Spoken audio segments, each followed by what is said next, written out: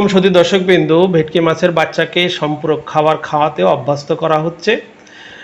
ভেটকি মাছ আমরা জানি সুধী দর্শকবৃন্দ, এটি একটি রাক্ষসী স্বভাবের মাছ এবং এই মাছ চাষ করতে হলে জীবন্ত মাছ খাওয়াতে হয়। কিন্তু সাম্প্রতিক সময়ে থাইল্যান্ড থেকে কোরাল মাছের বাচ্চা আমদানি করে সম্পূরক খাবার দিয়ে চাষ করার প্রচেষ্টা শুরু হয়েছে।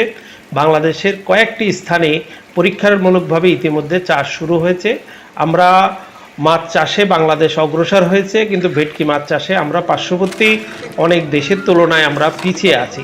তো আমরা অত্যন্ত আশাবাদী যে এই মূল্যবান সুস্বাদু মাছটি সম্পূরক খাবার দিয়ে চাষ করতে আমরা সক্ষম হব এবং আগামী দিনে বাজারে আমরা অনেক সুলভ মূল্যে এই মাছ সবাই আমরা কিনতে পারবো। আশা করি আমরা সফল হব এই মাছ চাষে সম্পূরক খাবার দিয়ে। তো যারা ধৈর্য সহকারে শুনলেন সবাইকে অনেক অনেক ধন্যবাদ। আগামীতে বিস্তারিত প্রতিবেদন তুলে ধরা হবে। ধন্যবাদ।